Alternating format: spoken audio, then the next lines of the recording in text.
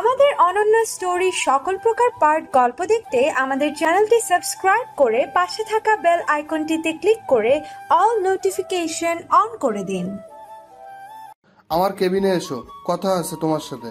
একটু পরে আবির আর নীলা মাথা নিচু করে ভীত হয়ে দাঁড়িয়ে আছে আশরাফ রহমানের সামনে।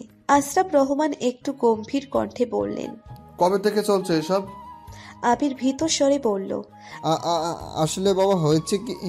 আশরাফ রহমান এবার হাসি মুখে বললেন, থাক, আর বলতে হবে না, আমি বুঝতে পেরেছি। আমি খুব শীঘ্রই নীলার বাবা মায়ের সাথে কথা বলবো। আবির প্রচুর খুশি হয়ে গেল। এ যেন মেঘ না চাইতেই বৃষ্টি। বাবা যে এত সহজে রাজি হয়ে যাবেন তা ভাবতেই পারেনি ও। যাক, নীলার এখানে আসায় আমার ভালোই হলো। কথাটা ভেবে আবির নীলার দিকে তাকিয়ে ছোট্ট করে চোখ টিপ মারল। আর নীলা তো এমনিতেই লজ্জায় শেষ।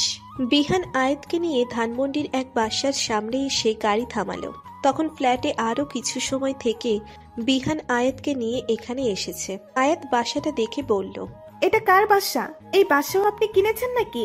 বিহান মুচকি হেসে বলল, তোমার হবু জামাই না তো তেহা নাইকা, এইটা আমার বাসা না। তাহলে সবকিছু কি এইখানেই শুনবা? চলো, গেলেই দেখতে পাইবা। আয়াত মুচকি হেসে গাড়ি থেকে নামলো। বিহান গাড়ি লক করে আয়াতকে নিয়ে বাসার দরজায় এসে বেল বাজালো। একটু পরে একজন বয়স্ক লোক এসে দরজা খুলে দিল।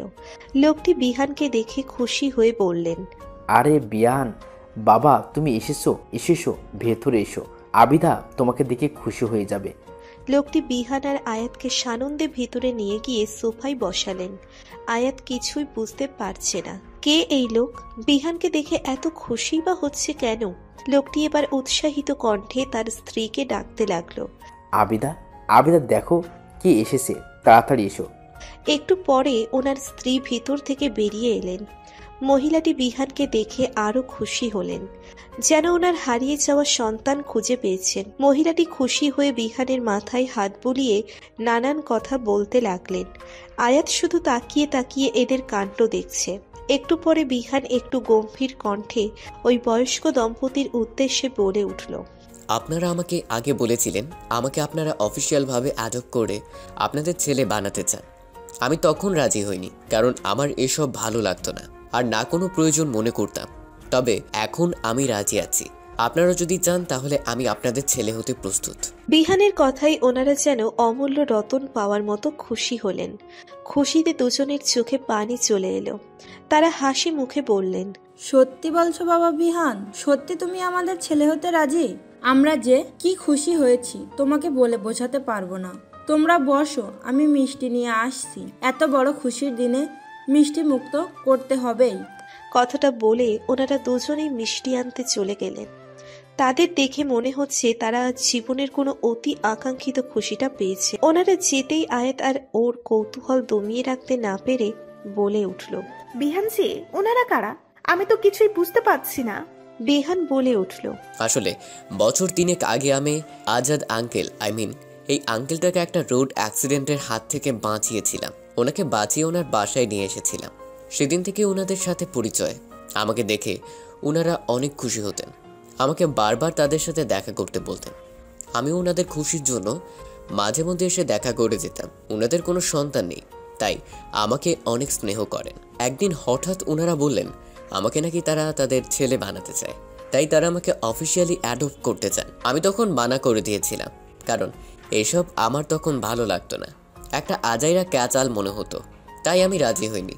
তবে এখন আমার মনে হচ্ছে এটা জরুরি, তাই তাদের কথায় রাজি হয়ে গেলাম। আয়াত ছলো ছলো চোখে তাকিয়ে বলল, আপনি এসব আমার জন্য করছেন তাই না? কিন্তু আমি সত্যি বলছি, আপনি যেমন আছেন তাতেও আমার কোনো সমস্যা নেই। বিহান আয়াতের চোখের পানি মুছে দিয়ে মায়াবী কণ্ঠে বলল, তোমার নেই, তবে আমার আছে। আমি তোমাকে নিয়ে নতুন জীবন শুরু করতে যাচ্ছি, আর যেখানে অতীতের কোনো অন্ধকার ছায়া তোমার উপর পড়তে দিতে চাই না আমি। হ্যাঁ, আমি আমার অস্তিত্বকে বদলাতে পারবো না, তবে যতটা সম্ভব শুধরাতে তো পারি। তুমি ভালো করে জানো আমাদের সামনের পথটা অনেক কঠিন হবে। সেখানে এই পদক্ষেপটা হয়তো কিছুটা হলেও আমাদের সাহায্য করবে। এই বুড়ো মা বাবা দুজন যদি আমাকে তাদের ছেলে হিসেবে পেয়ে খুশি হন, তাহলে সমস্যা কোথায়? আর আমারও তখন একটা অফিসিয়াল পরিচয় হবে। তাছাড়া তোমারও তো একটা শ্বশুর বাড়ি দরকার, তাই না? আয়াত অশ্রু চোখেই হাসি মুখে মাথা ঝাঁকালো, তারপর বলে উঠল, যে কারণেই হোক না কেন আপনার এই পদক্ষেপে আমি খুশি, কারণ আপনি এতদিন পরে মা বাবা পেতে চলেছেন, আর ওই বয়স্ক মানুষ দুইজন সন্তানের খুশি পাবে, এটাই বড় কথা। বাকি জিনিস অত মেটার করে না, সামনে যত ঝড়ে আসুক আপনি সাথে থাকলে আমার কোনো ভয় নেই। আপনি শুধু আমাকে কথা দিন কখনো আমার হাত ছাড়বেন না, সব সময় আমার হাত ধরে থাকবেন। বিহান একটু দুষ্টু হেসে আয়াতের দিকে ঝুঁকে আস্তে করে বলল, শুধুই হাতই ধরবো নাকি আরো কিছু ধরবো? আয়াত বিহানের বুকে হালকা চাপড় মেরে বলল, ছি, অসভ্য। বিহান হেসে দিল। একটু পরে মিস্টার আজাদ আর তার স্ত্রী নানান রকমের মিষ্টি নিয়ে এলো। বিহান এবার আয়াতকে দেখিয়ে বলল, আঙ্কেল আন্টি, ও হচ্ছে আয়াত, আমার ফিয়ন্সে। আয়াত ওনাদের উদ্দেশ্যে সালাম দিল। আয়াতকে দেখে তারা দুজন অনেক খুশি হলেন। ছেলের সাথে আজ পুত্রবধূ পেয়ে গেলেন তারা। এরই মাঝে আরো এক সপ্তাহ কেটে গেছে। সবার জীবন মোটামুটি ভালোই চলছে। নূর এই কয়দিনে ভার্সিটিতে একটা জিনিস খেয়াল করেছে, এখন আর শিশিরকে দেখতে পায় না ও। যদিও এই ব্যাপারে ও খুশিই হয়েছে, কারণ ছেলেটাকে ওর তেমন একটা ভালো লাগতো না, কেমন গায়ে পড়ার স্বভাবের ছিল। তবে আজ হঠাৎ ওর এক বান্ধবী বলল শিশিরকে কারা যেন মেরে হাত পা ভেঙে দিয়েছে, ও নাকি হসপিটালে ভর্তি। কথাটা শুনে ওর কেমন যেন খটকা লাগলো। কে মারতে পারে ওনাকে? নূরের কেন যেন মনে হলো আদিত্য মরেনি তো। সেদিন যে পরিমাণ রেগেছিল, আবার ভাবলো না না, এমনটা কিভাবে হবে? উনি কি কোনো গুন্ডা মস্তান নাকি? হবে হয়তো কেউ।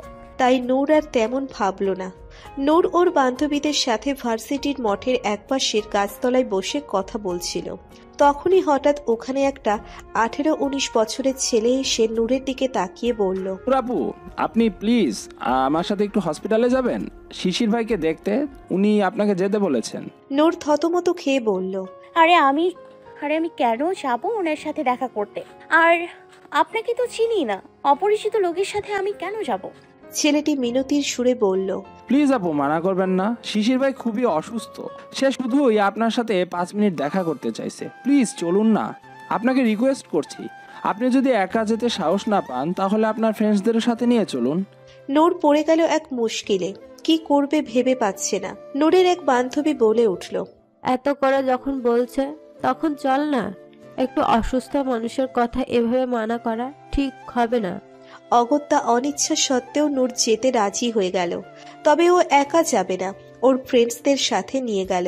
হসপিটালে এসে শিশিরের কেবিনের সামনে আসতেই সেই ছেলেটি আবার বলে উঠল, আসলে কেবিনে একসাথে এত মানুষ যেতে মানা করেছে ডক্টর, তাই শুধু নূর আপু ভেতর গিয়ে দেখা করুক, আমরা বাইরেই না হয় ওয়েট করি।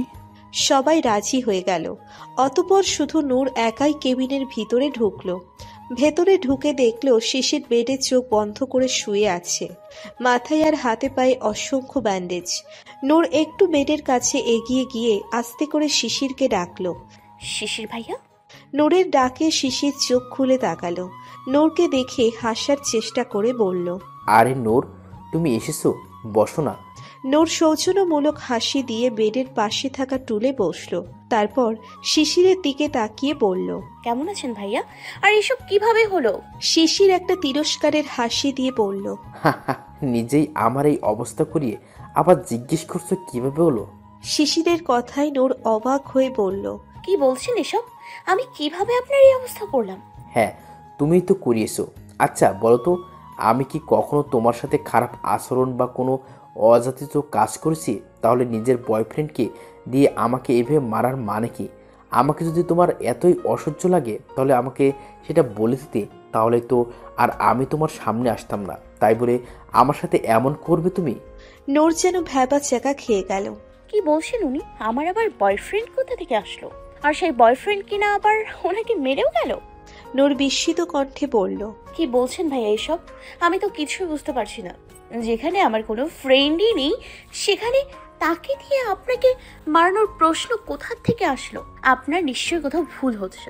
কেন, মিস্টার আদিত্য তোমার বয়ফ্রেন্ড না? তুমি তাকে বলোনি আমাকে মারতে? নূর এবার স্তব্ধ হয়ে গেল। আদিত্য মেরেছে ওনাকে? কিন্তু কেন? আর আমাকে তো কিছু বলেনি। নূর একটা ঢোক গিলে বলল, আদিত্য আপনাকে মেরেছে? হ্যাঁ, কেন তুমি জানো না? নূর মাথা নাড়ালো, মানে সে জানে না।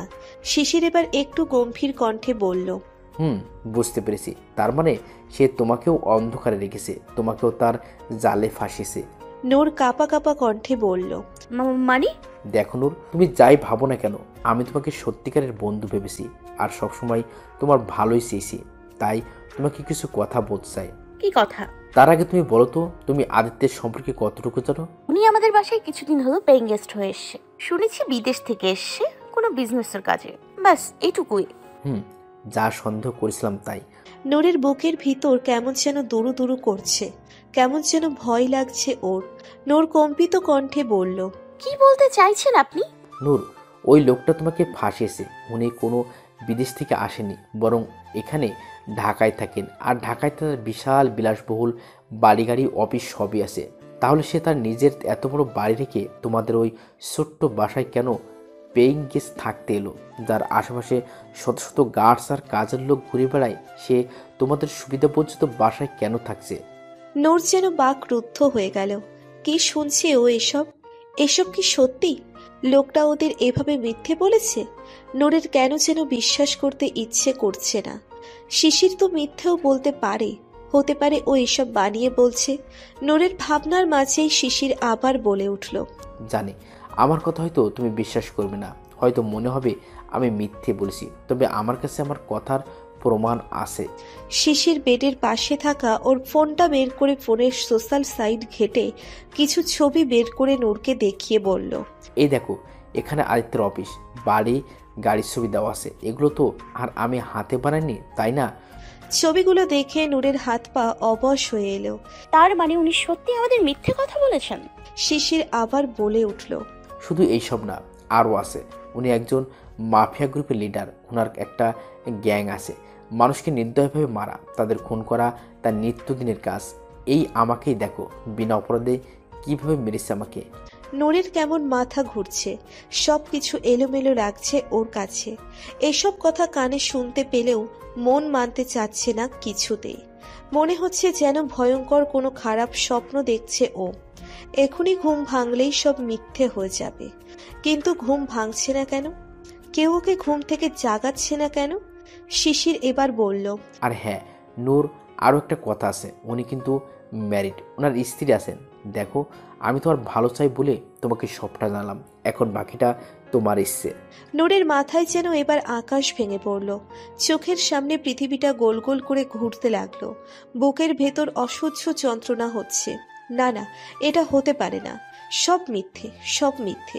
নূর আর সহ্য করতে না পেরে দৌড়ে রুম থেকে বেরিয়ে গেল। আর নূর যেতেই শিশির একটা বিশ্বজয়ের হাসি দিল। ওর কাজ হয়ে গেছে, এটাই তো ও চাচ্ছিল।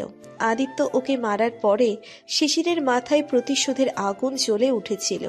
তবে ও জানতো যে ও আদিত্যের ক্ষমতার সামনে টিকাতে পারবে না। তাই লোক লাগিয়ে আদিত্য আর নূরের সব খবর নিয়েছে। ও জানে নূরই আদিত্যের বউ, আর নূরই ওর সবচেয়ে বড় দুর্বলতা। তাই তো ও জায়গা বুঝে কোপ মেরেছে। এখন আর নূর আদিত্যের মুখও দেখতে চাইবে না। নূর বাইরে এসে দৌড়ে চলে গেল। নূরের বান্ধবীরা ঘাবড়ে গিয়ে ওর পিছনে ছুটল। নূর পাগলের মতো দৌড়চ্ছে। নিজেকে উন্মাদ লাগছে ওর। এত কষ্ট হচ্ছে কেন বুঝতে পারছে না ও। শিশিরের কথাগুলো কিছুতেই ওর বিশ্বাস করতে ইচ্ছে করছে না ওর। যদিও ওর নিজেরও আদিত্যকে সন্দেহ হতো, কেমন রহস্যময় লাগতো তাকে। আদিত্যের কথায় মাঝে মধ্যে মনে হয় সে নূরকে আগে থেকেই চেনে। মনে হয় কিছু একটা লুকাচ্ছে সে। তবে সত্যিটা যে এত ভয়ঙ্কর হবে তা কখনোই ভাবেনি নূর। বারবার শুধু একটা কথাই কানে বাজছে, আদিত্য ম্যারিড, সে বিবাহিত। না! নূর দুই কান চেপে ধরে নিচে বসে পড়ল। অসহ্য যন্ত্রণা হচ্ছে ওর। নূরের বান্ধবীরা দৌড়ে এসে নূরের কাছে বসে ওকে ধরে চিন্তিত সুরে বলল। এই নূর, কি হয়েছে তোর? এমন করছিস কেন? নূর ওর বান্ধবীকে ধরে ফুপিয়ে কেঁদে উঠল। ওর বান্ধবীরা আরো ঘাবড়ে গেল। বারবার শুধু জিজ্ঞেস করছে কি হয়েছে। নূর কিছুক্ষণ পর একটু শান্ত হয়ে ওদের সবটা খুলে বলল। নূরের কথা শুনে বাকি সবাইও অবাক হয়ে গেল। নূরের এক বান্ধবী বলে উঠল। আচ্ছা, একটা কথা বলতো, এসব শুনে তুই এত কাঁদছিস কেন? তার মানে কি তুই আদিত্য ভাইয়াকে ভালোবেসে ফেলেছিস? নূর এবার চুপ হয়ে অবাক চোখে তাকিয়ে রইল। এই প্রশ্নের উত্তর তো ও নিজেই জানে না। সত্যি তো ওর এত কষ্ট হচ্ছে কেন? আমি কি তাহলে সত্যি ওনাকে ভালোবেসে ফেললাম? একটু পরে নূরের বান্ধবীরা ওকে ধরে একটা চেয়ারে বসালো। নূরের আরেক বান্ধবী বলে উঠল, আচ্ছা তুই কাঁদিস না, আমরা বিষয়টা ভালো করে খোঁজ নিয়ে দেখি। আগে কোনো মন্তব্য আনা ঠিক হবে না। ইন্টারনেটের যুগে কোনো কিছুই বের করা অসম্ভব না। কথাটা বলে ওর বান্ধবী ফোন বের করে আদিত্যের সব সোশ্যাল সাইট চেক করতে লাগলো। নূর শুধু মনে মনে আল্লাহর কাছে দোয়া করছে শিশিরের সব কথা যেন মিথ্যে হয়ে যায়, সব যেন ভুল প্রমাণিত হয়। তবে নূরকে নিরাশ করে দিয়ে ওর বান্ধবী মলিন মুখে বলে উঠল, ইয়ার নূর, শিশির যা বলেছে একদম সত্যি বলেছে। সোশ্যাল সাইটের ওনার সব ডিটেলস দেখা যাচ্ছে। হ্যাঁ, মাফিয়া হওয়ার ব্যাপারটা নিয়ে নেটে তেমন কিছু পেলাম না, তবে ওনার রিলেশনশিপ স্ট্যাটাস ম্যারিড দেওয়া আছে, তবে ওনার বইয়ের কোনো ছবি কোথাও নেই। নূর এবারে সত্যি সত্যি ভেঙে পড়ল। ওর জীবনে হঠাৎ এমন মোড় আসবে ভাবতেই পারেনি ও। সবকিছু দেখার পরও কেমন যেন ওর এসব বিশ্বাস করতে ইচ্ছে করছে না। নূরের এক বান্ধবী বলে উঠল, এমনও তো হতে পারে উনি মিথ্যা স্ট্যাটাস দিয়ে রেখেছেন। অনেকে এমন করে থাকে যাতে কোনো মেয়ে তাকে বিরক্ত না করে। নূর যেন একটা আশার আলো দেখতে পেল, মনে মনে বলল, এমনটাই যেন হয়। নূর আর এক বান্ধবী বলে উঠল, আমরা এক কাজ করি, নেটে তো আদিত্যর অফিস আর বাসার অ্যাড্রেস দেওয়া আছে, আমরা সেখানে গিয়ে খোঁজ নিয়ে দেখতে পারি, তাহলে আসল ব্যাপারটা বেরিয়ে আসবে। ওর কথায় সবাই সায় দিয়ে বলল। অতঃপর সবাই আদিত্যের অফিসের উদ্দেশ্যে বেরিয়ে পড়ল। আদিত্যের অফিসে এসে অফিসের সিকিউরিটির কাছে আদিত্যের সম্পর্কে জানতে চাইল ওরা। নূরকে অফিসের কেউ দেখেনি, তাই ওরা নূরকে চিনতে পারল না। সিকিউরিটি প্রথমে কিছু বলতে চাইল না। ওরা অনেক অনুনয় বিনয় করে আর কিছু টাকা খাইয়ে সিকিউরিটির মুখ খোলালো। আর সিকিউরিটি যা বলল তাতে ওদের শেষ আশাও মাটিতে মিশে গেল। সিকিউরিটি ওদের বলল আদিত্যের বাড়ি গাড়ি আরো কি কি আছে, আর এটাও বলল যে আদিত্য বিবাহিত আর সে নাকি তার বউকে অনেক ভালোবাসে। নূর আর শুনতে পারল না। মুহূর্তেই যেন সবকিছু ধ্বংস হয়ে গেল ওর ভালোবাসাটা এভাবে শুরু হওয়ার আগেই শেষ হয়ে গেল। কেন হলো ওর সাথে এমন? কি দোষ করেছিল ও? কেন এত বড় ধোঁকা পেল ও? নূরের বান্ধবীরা আদিত্যের বাসায় যেতে চাইল, তবে নূর মানা করে দিল। বারবার একই কথা শোনার সাহস আর তার নেই। ওর বান্ধবীরা ওর অবস্থা বুঝতে পেরে ওকে আর জোর করলো না। ওকে নিয়ে রিকশায় উঠল বাসায় যাওয়ার উদ্দেশ্যে। আদিত্য একটা রেস্টুরেন্টে মিটিংয়ে এসেছে। দোতলায় একটা ওপেন রুফ রেস্টুরেন্টে বসে মিটিং করছে। তখনই ওখানে আয়াত ওর ফ্রেন্ডসদের সাথে এলো এনজিওর একটা মিটিংয়ে। আদিত্যকে দেখে আয়াত হাসি মুখে এগিয়ে গিয়ে বলল, আরে ভাইয়া, তুমিও এখানে? আদিত্য আয়াতকে দেখে সেও হাসি মুখে উঠে দাঁড়িয়ে আয়াতকে এক হাতে জড়িয়ে ধরে বলল, কিরে আয়ু, কেমন আছিস? এখানে কোন দরকারে এসেছিস? হ্যাঁ ভাইয়া, এনজিওর একটা মিটিংয়ে। অনেক ভালো একটা কাজ করছিস তুই। I am so proud of you. Thank you ভাইয়া। নূরের রিক্সা একটা সিগন্যালে এসে থেমে গেছে। ওর সাথে ওর বান্ধবী বসে আছে। ওর বান্ধবীটা এদিক ওদিক তাকিয়ে কিছু একটা দেখে ভ্রু কুঁচকে নূরের উদ্দেশ্যে বলল, এই নূর, এটা আদিত্য ভাইয়ার না? বান্ধবীর কথা মতো নূর ওর ইশারা অনুযায়ী সেদিকে তাকালো। দেখতে পেল আদিত্য একটা মেয়েকে এক হাতে জড়িয়ে ধরে দাঁড়িয়ে আছে। নূরের হৃৎপিণ্ড যেন কেঁপে উঠল, হাত পা ঠান্ডা হয়ে এলো। নূরের বান্ধবী বলে উঠল, লোকটা তো দেখছি সত্যিই খারাপ, কেমন মেয়েবাজি করে বেড়াচ্ছে, ঘরে বউ রেখে বাইরে রঙিলা করে বেড়াচ্ছে, কত বড় ইতর! ছি ছি! নূর আর সহ্য করতে পারছে না। ইচ্ছে করছে কোনো একদিকে পালিয়ে যেতে। বুকটা দুমড়ে মুচড়ে যাচ্ছে ওর। নিঃশ্বাস নিতে কষ্ট হচ্ছে। এমন একটা লোককে কিভাবে ভালোবাসলো ও? নূর ক্লান্ত শরীরে বাসায় ঢুকলো। নিজেকে অনুভূতি শূন্য মনে হচ্ছে ওর। হঠাৎ আদিত্য হুট করে এসে কোনো কিছু না বলে নূরের হাত চেপে ধরে টেনে নিয়ে যেতে লাগলো। নূরের হাত ধরে ওর রুমে নিয়ে এসে দেওয়ালের সাথে চেপে ধরে চোয়াল শক্ত করে রাগী কণ্ঠে বলল, তুমি ওই শিশিরের সাথে দেখা করতে কেন গিয়েছিলে? তোমাকে আমি মানা করেছিলাম না? ওর সাথে কোনো কথা নেই তোমার, তারপরও কেন গিয়েছিলে বলো? নূরের ধৈর্যের বাঁধ ভেঙে এলো এবার। আজকের সব কষ্ট রাগ এবার বিস্ফোরণে পরিণত হলো। রাগে শরীর কেঁপে উঠল ওর। রগে উঠে দুই হাতে আদিত্যকে ধাক্কা মেরে সরিয়ে দিল। আচমকা নূরের ধাক্কায় আদিত্য দুকদম পিছিয়ে গেল।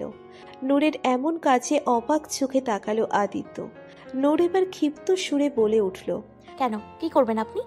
আমাকেও মারবেন নাকি, যেভাবে শিশিরকে মেরেছেন? বলুন। আদিত্য নূরের কথায় একটু চমকে গেল। নূর এই কথা জানলো কি করে? নিশ্চয়ই ওই বদমাইশ শিশিরটা বলেছে। আদিত্য বলে উঠল, নূর আমার কথা শোনো, তুমি যা ভাবছো তেমনটা না। কথাটা বলে আদিত্য নূরের কাছে আসতে নিলে নূর হাত উঁচু করে রাগী কণ্ঠে বলে উঠল, খবরদার, একদম আমার কাছে আসার চেষ্টা করবেন না। আর আমি ঠিকই ভাবছি, বরং এতদিন যা ভেবেছিলাম সেটাই ভুল ছিল। আপনি কি ভেবেছিলেন আপনার আসল চেহারা আমি কখনোই ধরতে পারবো না? আপনি আমাদের বোকা বানিয়ে যাবেন আর আমরা আপনার জালে ফেসে যাব? নূরের এইসব কথায় আদিত্য প্রচুর অবাক হয়ে গেল। ওর অ্যাঞ্জেলটা এভাবে কথা বলছে কেন? কি হয়েছে ওর? আদিত্য অবাক সুরে বলল, নূর কি বলছো তুমি এসব? কিসের আসল চেহারা? নূর একইভাবে বলতে লাগলো, একদম সাধু সাজার চেষ্টা করবেন না। আমি আপনার সব মিথ্যে জেনে গেছি আজ। আপনি কোনো বিদেশ থেকে আসেননি, বরং ঢাকায় থাকেন আপনি। তাহলে আমাদের মিথ্যে কেন বললেন?